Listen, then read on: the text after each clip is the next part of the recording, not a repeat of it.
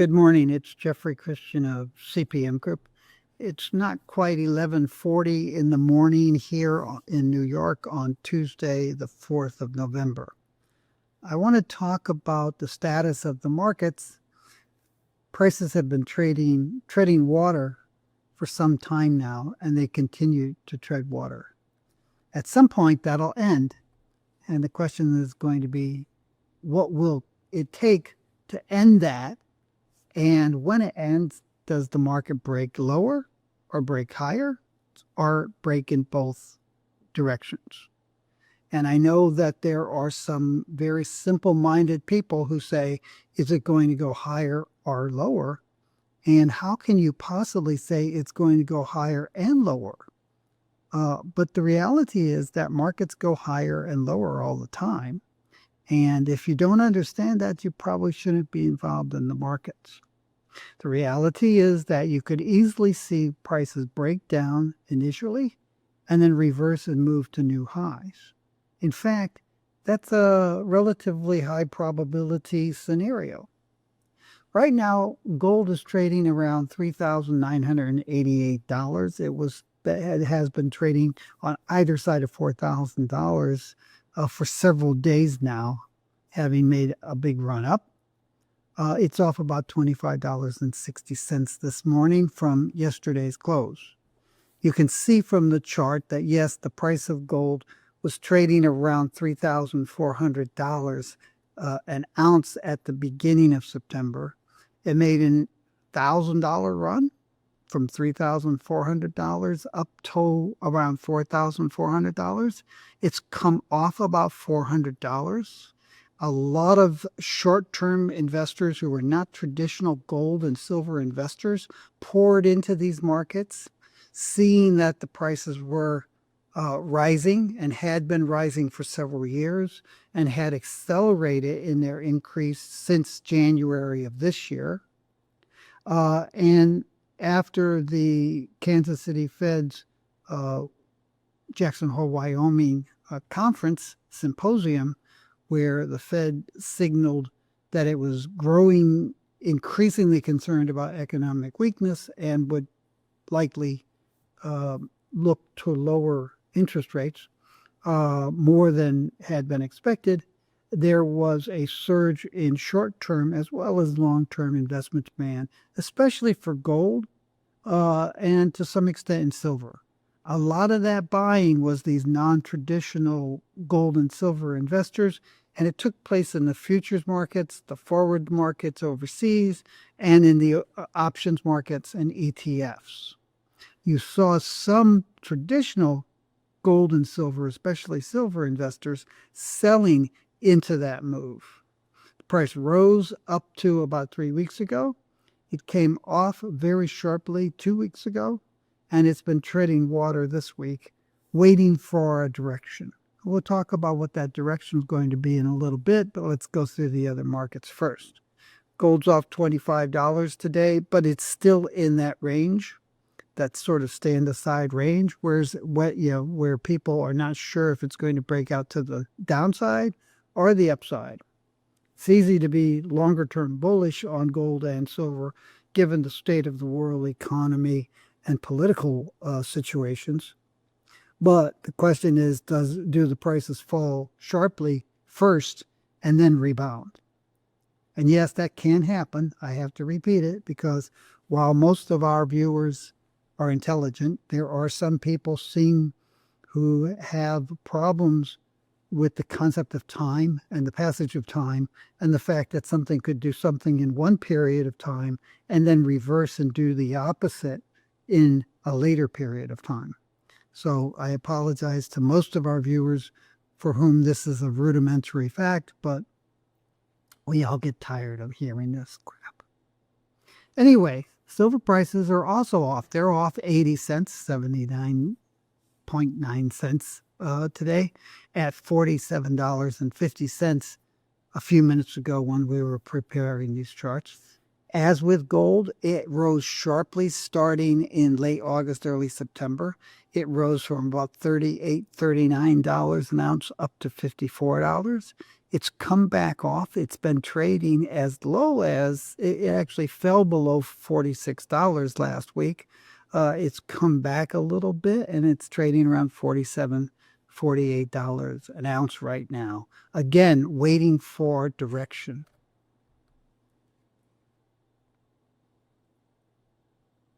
Platinum prices, similarly, rose very sharply. They really started rising in June when there was some very bullish marketing information that was released. They rose into July, August. They came off. Then they've risen again. Now they're coming off again. Today, this platinum price is off $37. It's at $1,540 an ounce. And our expectation is that the price could come off, although you are any price decreases in platinum and palladium are likely to be relatively limited because there is a lot of speculative interest that has entered these markets, and with gold and silver likely to continue to see strong investment demand. Platinum and palladium may be harder pressed to decline based on fundamental weakness in those two markets relative because of strength in investment demand across the precious metals markets. Sorry, went too far. Palladium prices, very similar story. They've come off a little bit more forcefully than platinum, trading around $1,415 20 minutes ago, 15 minutes ago. And they're off about $39.40 for the day. Again, very similar situation. And the markets are waiting for a sign. They're waiting to see some indication when they break out of their ranges. Will they rise? Will they fall? Will they rise first and fall later? Will they fall first and rise later? Knowing how markets and prices got to where we are today is very key to understanding how the future trends might unfold. How did we get here? Well, long-term prices are determined primarily by market fundamentals. In the gold and silver markets, the most important fundamental is physical investment demand for a long-term price. Shorter-term prices are influenced by futures and options and forward transactions, but the reality is that those futures, forwards, and options transactions, the buying and the selling by investors, are largely determined and based off of the longer-term physical market conditions. It's really the physical market that determines the price on a longer-term basis, with futures and options having some influence on a short-term basis. I know some people don't believe that, but some people aren't involved in the futures and options markets, or they're not economists who have studied this for the last half century. So, hey, you're all welcome to believe what you want, but some people will know what they don't have to believe because they can know it. The most fundamental factors in platinum and palladium are, first off, automotive demand, because the auto industry consumes such a large portion of the physical metal that's refined every year.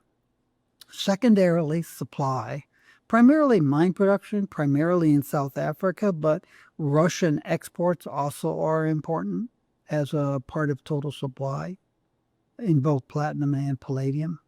And then, very importantly, investor expectations of auto demand and supply. And that has been the major factor that has taken the platinum and palladium prices sharply higher since June. It's that marketing information, which was largely inaccurate, but that's what, marketing people want you to buy platinum and palladium. They don't necessarily want you to make money buying that platinum and palladium. So they came out with bullish reports, and investors poured into primarily the futures, options, and ETFs, and to some extent the forward markets, starting in June. And that's what's really driven platinum and palladium prices sharply higher. It hasn't been auto demand, and it really hasn't been a significant decline in South African production. It's primarily investor expectation of what's going to happen in auto demand and supply that's driven the prices higher. Now, in the last week and a half or so, we have seen, as I said earlier, starting in late August, early September, we saw a surge of short-term, non-traditional precious metals investors coming into the market on top of strong physical demand from long-term investors. And that drove the platinum and palladium and gold and silver prices sharply higher. A couple of weeks ago, we reached peaks and the prices have come off. We've seen about maybe a 10% reduction in the short-term investor added whole long positions in gold, and less so in silver. Investors overall are still expecting higher prices. The question is when and how much higher. Those are the key issues. So we look at the state of the world. And again, it's investment demand that drives these markets. And investment demand, in turn, especially for gold and silver, is determined by investor attitudes about economic and political conditions.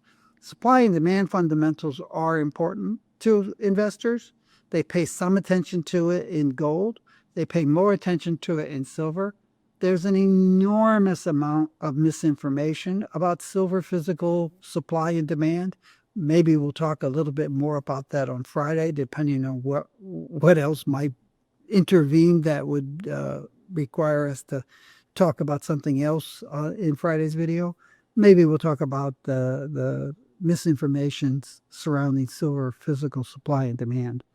That's the plan right now, if everything else is as we expect it to be.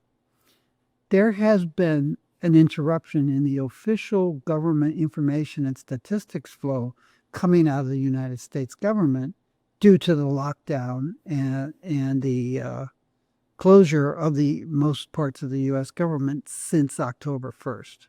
This has increased the uncertainty that already was very prevalent in the market all year long, as well as in 2024. Now, the inevitable reopening of the U.S. government will bring with it even more uncertainties. What data will be released? How and when will it be released? Will it be trickled out into the market, into the world, or will there be large dumps of information to be analyzed and deciphered all at once by various government agencies? It's the Bureau of Labor Statistics, it's the Bureau of Economic Analysis, it's the Federal Reserve, the Treasury. All of these different groups give out information that collectively helps investors and others have a better understanding of where the market and the economy are and where they're headed. And on top of all of the risks and uncertainties that we already have, there'll be this increased uncertainty as to how we're going to be brought back up to speed as to what's been going on. In the absence of data over the last month now, more than a month, there's a lot of speculation about what's going on. There is non-governmental information that comes out, and it's showing signs of economic weakness. And the way the Fed is responding to economic activities, also from a position with a paucity of government information and statistics, suggests that, yes, the economy is weakening. There are estimates that we lose 0.1 to 0.2% of annual real economic output every week that the government's closed. Government's been closed for 4 weeks, 5 weeks now. We have seen about 1% reduction in annual GDP in the United States. 0.5 to 1%, probably closer to 1%. So there's increased uncertainty, there's increased risks, and there's increased anxiety about all of that. and we'll have to wait and see when the government opens. There have been some discussions on backbenchers on both the Democratic and Republican side of the Congress. The administration continues to be blustery and intransigent, but we'll see what the Congress does. There are elections today, and probably the two most important elections are the state governor elections in Virginia and New Jersey. And how those are resolved, who wins, who loses, probably will push one or the other party forward to try to get more serious about the kinds of negotiations that need and compromises that need to be made in order to restart the government. There were some positive movements, as I said, by backbenchers on Monday. But the leadership of both parties has not responded or indicated any willingness to consider the compromises that those representatives were talking about. As I said, it does seem that the economic and political environment is worsening, both domestically within the United States and internationally. How it transpires is not clear, however, and that's going to continue to create financial market uncertainty, and that's going to keep investors, long-term investors, interested in gold and silver and possibly platinum and palladium longer on an ongoing basis. And it could stimulate another wave of short-term buying of precious metals, futures, forwards, options, ETFs by non-traditional precious metals investors. That's the state of play. We're all waiting for a sign. We're standing on the base, looking over at the base running for signals, and we're not getting any right now. That's all I have for now.